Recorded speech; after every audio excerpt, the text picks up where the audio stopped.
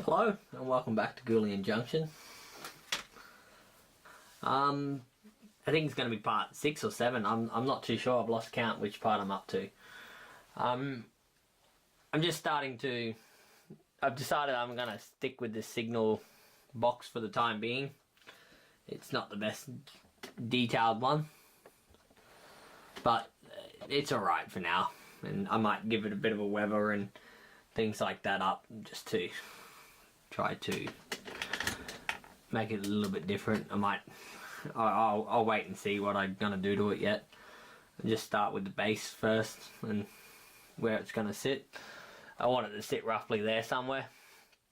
I'm gonna put it on some plastic card, PVC card and stuff that I have. It's about 3mm thick it is, so it's gonna represent some thickness for some concrete or something, for some asphalt or concrete that would run around the actual signal box. Plan is I want to sit it like there somewhere, just a small. I'm not trying to make it like a path around it, just more like if it's a very thin path, if anything, that goes around it. I'm not too sure yet. I might put a little bit more on one side so it's a bit more space for somebody to walk around or something.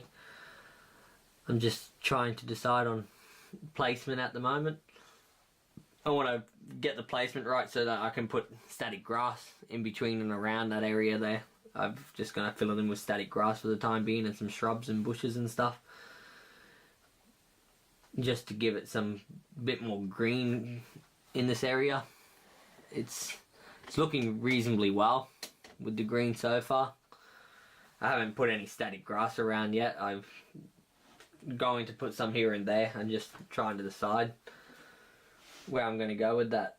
So I'm going to start with this, and the next thing I need to do is, unfortunately, while I did this section, I actually thought I had put dropper wires in this section, but I've actually missed this section completely. So I'm going to go through and put dropper wires through at the end here, where I can still actually, I can't open this piece of the baseboard up unless I dismantle the whole thing. So I'm just going to put dropper wires here, here, here, here, and so on, all the way along. And that should more or less power up this whole area. The only other place I'm thinking I may need to do some dropper wires, so I'm not actually relying on the actual contact of the points, is maybe in between here as well. But the problem I have there is that the tracks are underneath. So I'm thinking that I may just leave it for now and see how the trains run, and if I have any problems in the future, then I just drop a couple of dropper wires, maybe here in this corner over here where the signal box is, which is actually the closest point to the helix off that I could get the wires, and it's not going to interfere with the tracks underneath. But other than that, I don't really have much issues with the trains running. It's only the trains that are coming in and out of the yard that I have more problems with at the moment, as it seems to be a bit of a dead spot where this point is at the moment. And I haven't wired this point up yet, and I haven't got any point on it yet. So until I do that, I need some power in it so that it's actually working.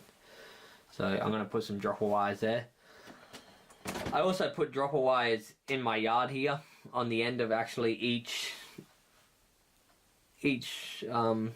buffer stop there, where the buffer stops are. There's dropper wires underneath, but I'm thinking I may just add a couple of extra dropper wires just here in this section at the front of each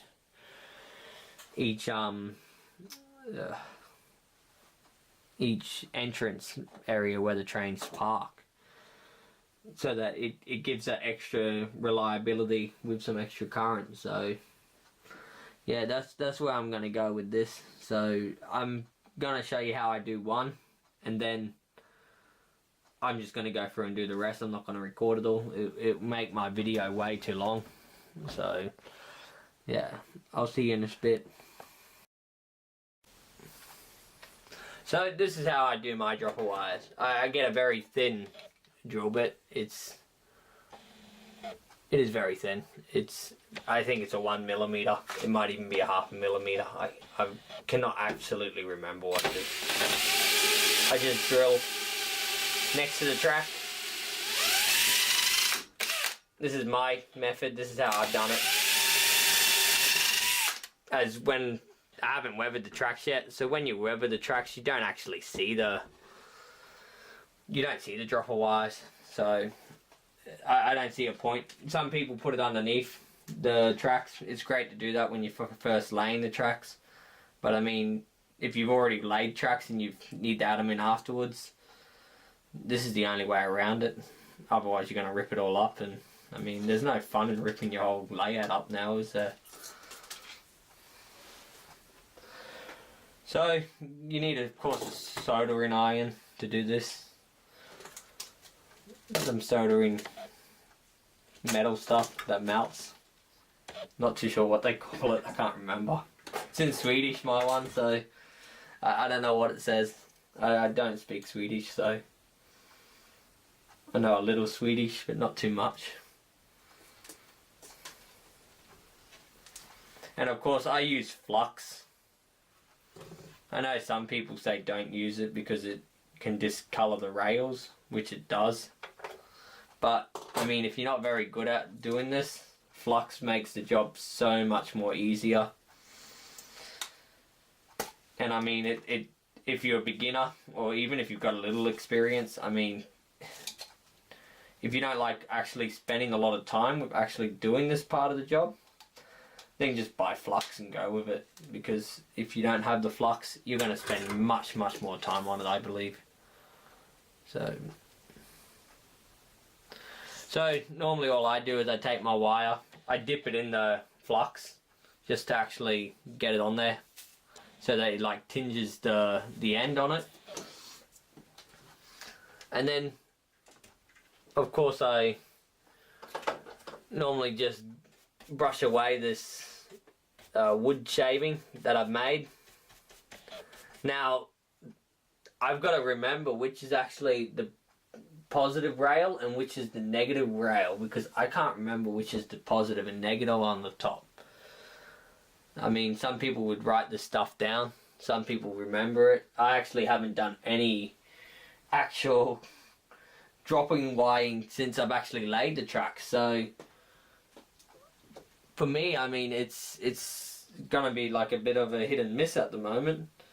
Alright, I think it's the back rail is the red one, and the closest rail on the top level is the black one. Because it's the opposite down on the bottom layer, because it swings around. And if it's wrong, I'll just swap it around, so I'm not going to be too worried. So, you just put it on there like that. Get it on, you see. As you can see, it's pretty strong on there now. First one snapped, obviously wasn't holding strong enough. I'm trying to think how much I need of this now, because I'm gonna run them through to the bottom baseboard, because my actual bus wire runs around the bottom baseboard. So I just pull them through like that, and you can see that, like, if you look here, you can barely even see the wire, okay? And with a bit of weathering, you're not going to see it at all. So, I mean, it's not a big deal. And then, normally I would use a red wire on the other side. And, of course, I take a long enough piece of the red wire so that it can reach through to the bottom baseboard too.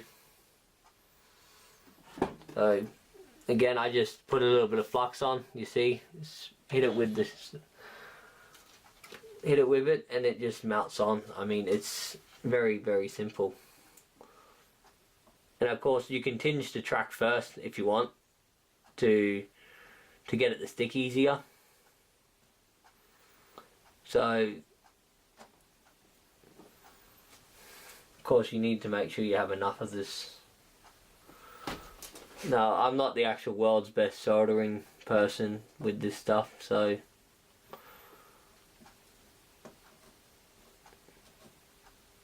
but there's a few things that help. One, buy the best one you can. Do not buy a cheap one. It makes life a hell of a lot better if you've spent a little bit of extra money on it. The first one I had, I think it cost maybe about 20 pounds or something roughly, and it was shit, absolutely shit. It took forever to heat it up and everything. This time around, this one probably cost about 60 pounds. So it's still not the world's best one on the market, but for this, it's absolutely perfect now. It gets more hotter and it makes work a hell of a lot easier. So I've dragged the cables underneath, you see. I'm going to push them through in a minute to the bottom level. I'm going to make a new hole for it, even though I've got a hole already here. You can't see there, but I'll move the camera down so you can see it. I've already got a hole here, which these are actually the wires. These go to the buffers, so I'm not going to play around with them. I'll leave them there. I'll make another hole next to it and put all the new dropper wires through the new hole, so that I know that they're all together there, and I know that they're all the dropper wires then, so I don't confuse myself. So I'm going to leave you there for a minute, and then I'll come back when it's done. Well, I have done a couple of more wires. Managed to get this one done, plus this one. So I managed to get 3 more wires done, and believe it or not, my soldering iron shit itself. It literally, it's not melting the metal, it's getting cooler by the minute. I mean, I can nearly touch it now, you know, more or less. It's not hot. So I don't know what happened to it. It's not even that old. I mean, I've obviously expensive ones aren't always the best. You're better off with the cheap ones probably. The cheap one, at least it lasted me a few years.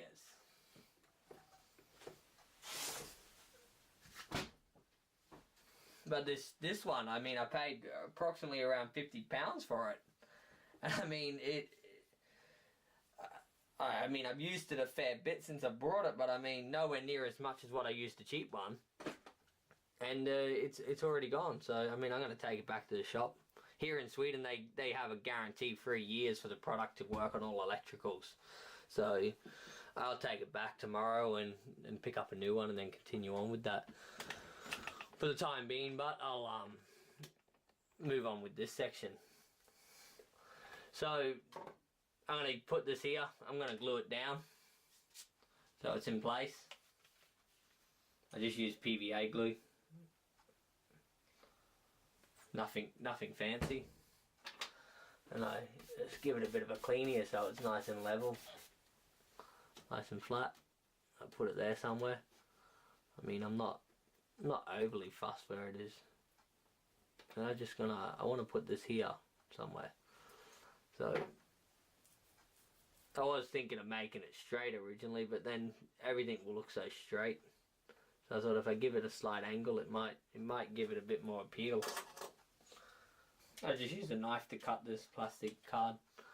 I mean, it's not anything fancy. My knife is actually very blunt at the moment, but I gotta change the blade. I might do it shortly.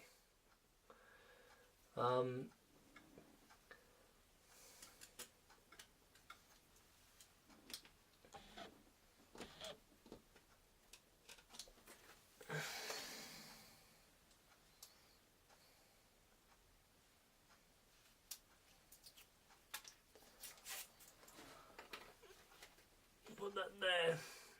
And I'll put that there like something like that. I think I'll put it. I'm just gonna take the ballast away here as much as possible. Just scratch it away a little bit. I mean, I'm not overly concerned about it too much. I mean, by the time I put a little bit of paint and everything around it all, it'll all blend up anyway, so I mean, you probably won't even notice it. I'll put that there. And then I've got to make a path for the other side where the stairs is. I'm just going to have it going straight.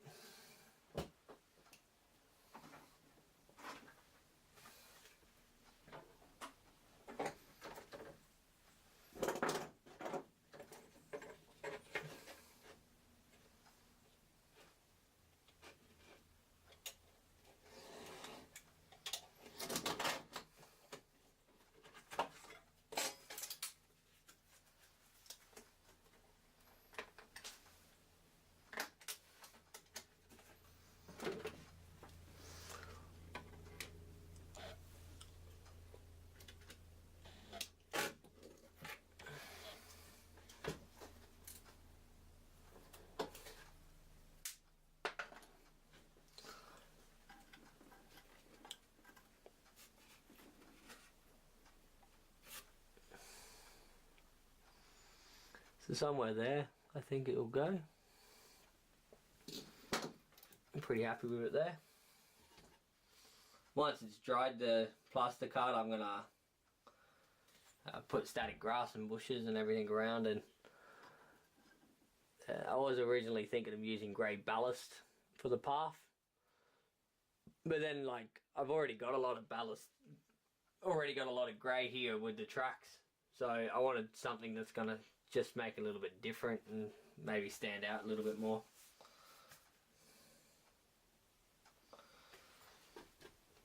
So I made it more like if it's a concrete or a asphalt path to the actual yard, or not to the yards but to the actual, thought I'd make it more like a concrete path to the actual trains. I'll paint it up, but I'll let it dry for now, and then I'll take the plastic, the green plastic off one side, and then I'll move on with the next scene, the next section of it all.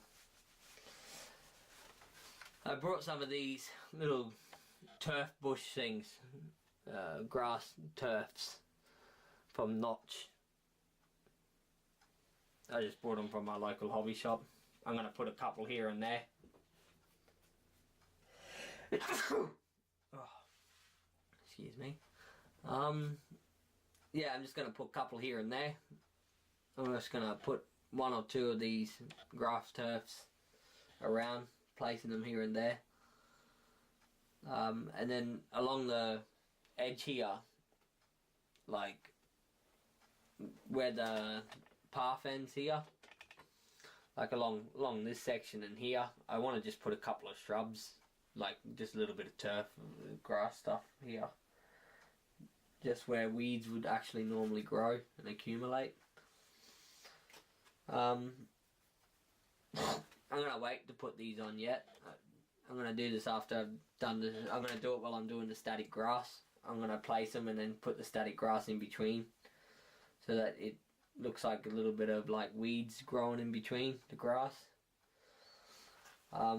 Like I said, I'm just waiting before I actually do this too. I want to put cable trunking down here for the relay boxes. I want to put another relay box in and some cable trunking that runs off to the signal box, and then I want to join this up to the orange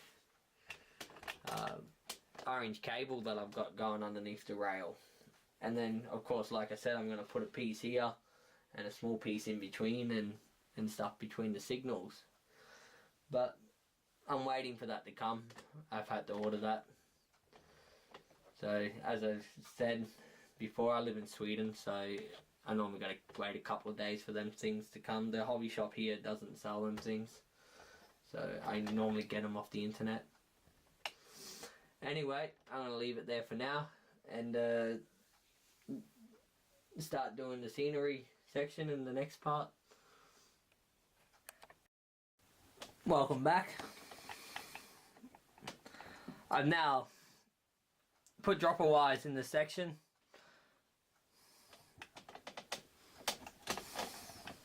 I put the dropper wires in this section along here.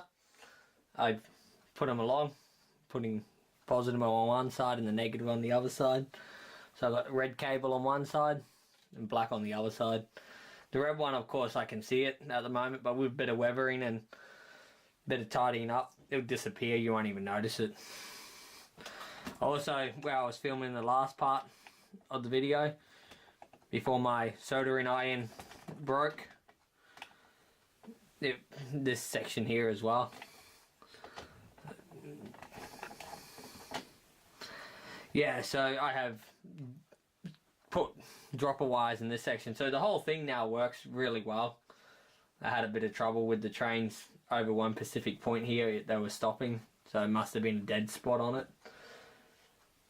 So now that it all works well, I can continue on with the scenery work, and yeah.